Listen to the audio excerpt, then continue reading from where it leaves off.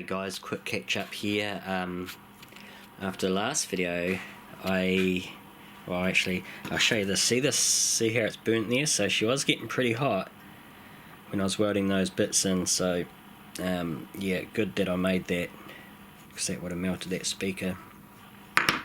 The other thing, I mentioned the exhaust pipe, so I knocked this up off camera.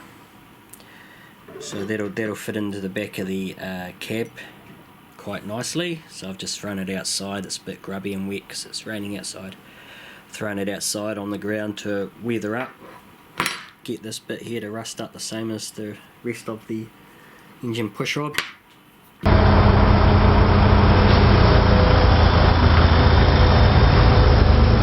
I jumped on the CNC machine and made this little engine block out of ply, melted out. So I didn't film that, but I'll give you a wee catch up on the story now. I had this scribble of paper with these finely detailed drawings, so you can see exactly what's going on here. I did those about a month ago. I had to sit there and stare at them for a while before I figured out what all that nonsense meant. Then I did the designs in the computer and sent it to the CNC machine and milled out some parts out of plywood, just scraps like this. Something pretty simple that I can paint up and whatnot. Ends up looking like this. Yeah, so that should do the part. There's, you know, a few little add-ons like this piece of brass, I think it is, for a filter and whatnot. And the keen-eyed among you will be thinking, Mark, you fool, that motor is far too small. I mean, what is it, a 2-cylinder? But my thinking behind this is I'm treating this detail like you would if you were prop making a movie, which is you don't build anything that you cannot see. So because we're down here at the back of the truck now, we can see it's a piddly little thing, and it doesn't fill the cab at all. But if you imagine you are standing up and you have the controller, or you're watching, you see very little of the engine sticking out the back. So this is fine. Today I'm going to do the exhaust manifold off the side here. That'll go to a pipe which will run down. Will you see this? Can you see that here? Yeah. There'll be like a rusty pipe in there running down, which will kind of line up with that other one coming out here of that stack that I built. So I'm going to make a little wooden exhaust manifold to go in here, and I thought I would film this today instead of just doing it,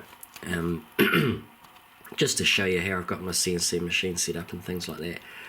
So yeah, that's what I'm going to do now.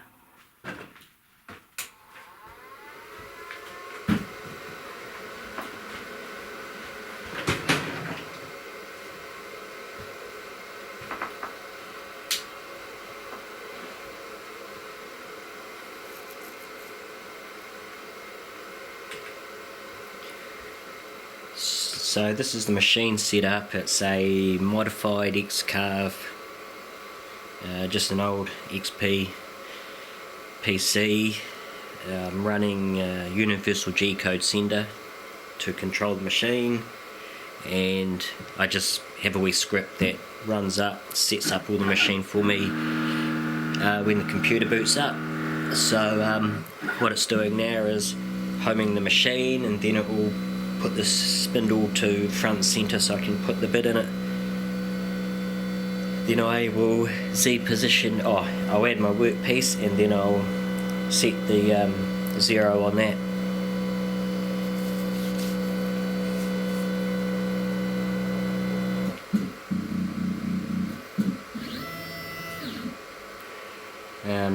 I saved you the bore of seeing me put it a bit into the router. Once that's done, I just use a macro to tell it to piss off and get out of my way while I add the workpiece on.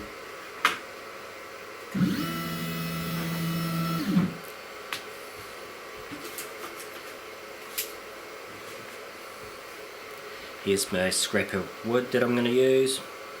Crappy old piece of 7mm ply.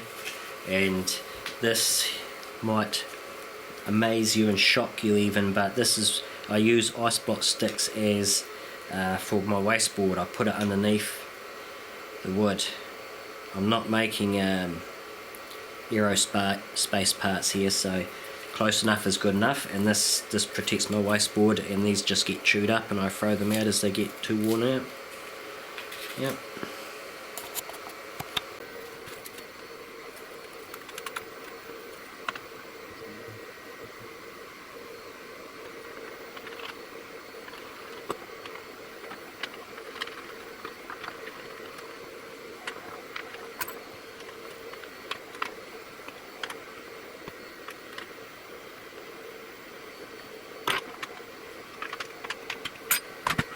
Righto, so I'm going to zero the piece, I'll return it to front and centre, then I can jog it manually to roughly where I want Z position.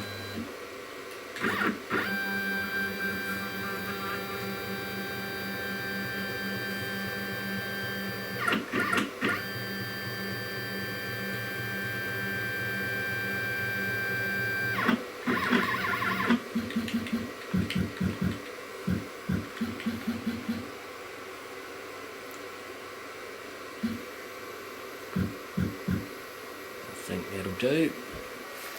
Okay, so we're ready to keep going.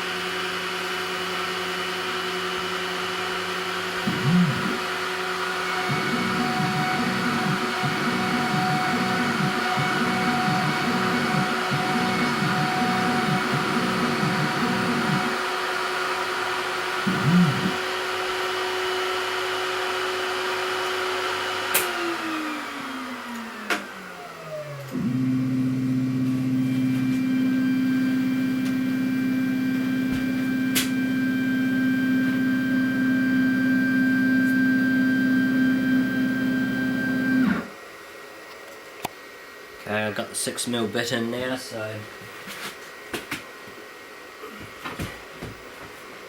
we're good to go on the second toolpath. Send it.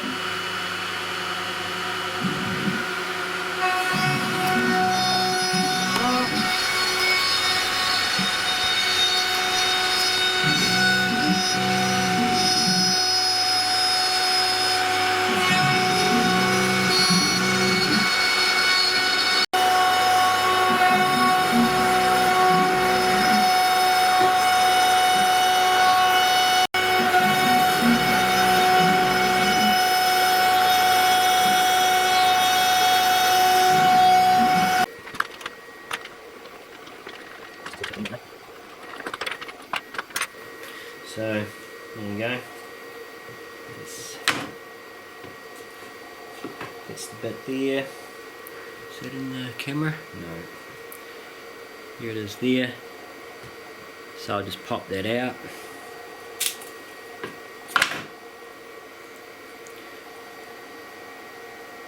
Yep. That's basically it. So I'll just clean that up a bit with a bit of sandpaper and we're good to go. A few other little modifications, yep, that should work. Done.